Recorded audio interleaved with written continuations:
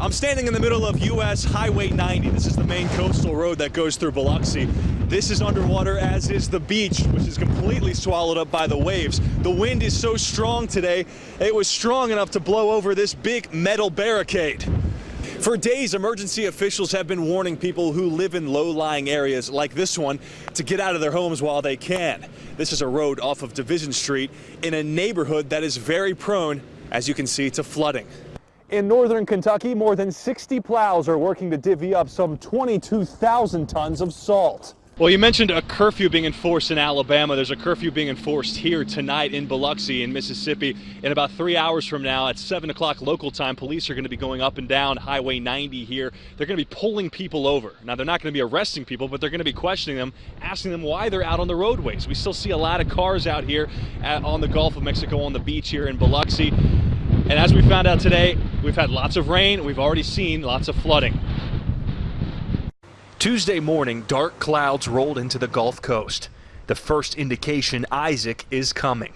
Shoppers rushed to buy last-minute items like ice and bread. Our house is elevated to standards right now, so I'm actually worried about the wind. Although they're saying the surge is what's important right now. What are you worried about the most? You know, you got all that rain, you got the wind, and you got the storm surge. What concerns you the most? My job, because I work in a casino.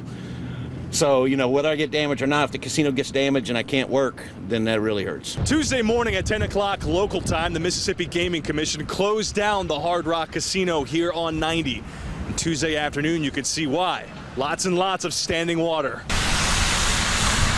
Residential streets began filling up fast. Division Street turned into one lane as cars took turns avoiding the flood. Now, what's really scary for people who live along this street is that it hasn't even really started raining yet, and already they're seeing rising water. And you must be really worried about what's going to come tonight. Yes, I am. I'm wondering what's going to happen. So we're going to leave and go to a shelter. And the shelters opened up here in Harrison County, which is where Biloxi is, around 8 o'clock this morning. It's been raining very hard for about 2 or 3 hours now. There are mandatory evacuations here for people who are living in low-lying areas. They're really hoping that people just use common sense here in Biloxi. And as I mentioned, you still see a lot of people out on the roadways, and emergency personnel, they don't want to see anybody out here when it starts to get dark because they are, again, expecting the worst to be tonight. Yeah, Tom, firefighters continue to work here, and so do residents. They're just trying to keep their homes safe whichever way they can. Things, debris, dry leaves, grass, overgrown grass out of their yard. They're just trying to get it out of there. Taking a live look here at the scene and what firefighters are doing, continuing to bring water trucks here because there's no source of water in this remote area, although there are a lot of houses. We talked to the mother of a special needs child. She told us today she's scared to just leave her house.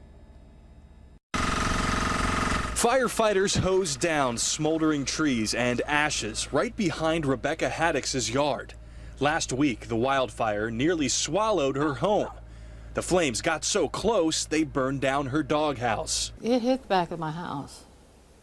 What is that like? That's got to be terrifying. I don't want to leave my home because I don't want to leave my son. Rebecca's 25-year-old son is deaf and legally blind. She says he wouldn't be able to fend for himself if the fire sparked back up again. Rebecca was supposed to go to school today, but she can't bring herself to leave her boy alone. I would much rather be with my son, yes. Yeah. Make sure that he's safe, and it's like all of our other animals, make sure that they're safe. One homeowner on Bryce Court has been very proactive, stretching out his hoses here. He has not one hose, but 2 hoses on the top of his house to try and keep it damp. Caitlin McNutt has also gotten out the hoses and also a rake. She's been collecting up all the dry leaves and debris that could catch on fire. There's one thing she can't do anything about, and that's the smoke. Her younger sister suffers from asthma and has been really struggling. She can't go outside whenever it gets really smoky out. Has she been complaining a lot about it? Oh yeah, she's only 7. Tom, if you're driving down the road and you see one of these signs on the side of the road, you probably don't think all that much about it. But if you live in Columbia County and you've received a sandbag anytime in the past week, chances are good that that sandbag was put together by state prisoners.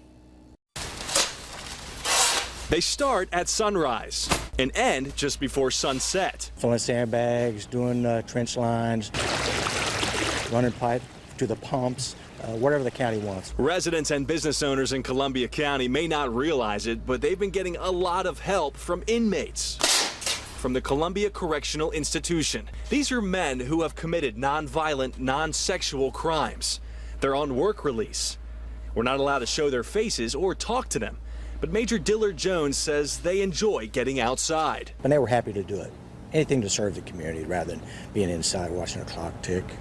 Better alternative than being inside, doing what they do inside, scrubbing showers, cleaning, doing the housekeeping stuff. These particular guys are looking for work. In 1 week, the Department of Corrections says they've put together more than 12,000 bags of sand. Tuesday, the inmates will pack sand for 13 hours. They'll get a break Wednesday and be replaced by a new group of 20 guys. The inmates aren't earning any money. This is all volunteer work. Without the work crews from the DOC and the Sheriff's Office, we couldn't have gotten through this crisis.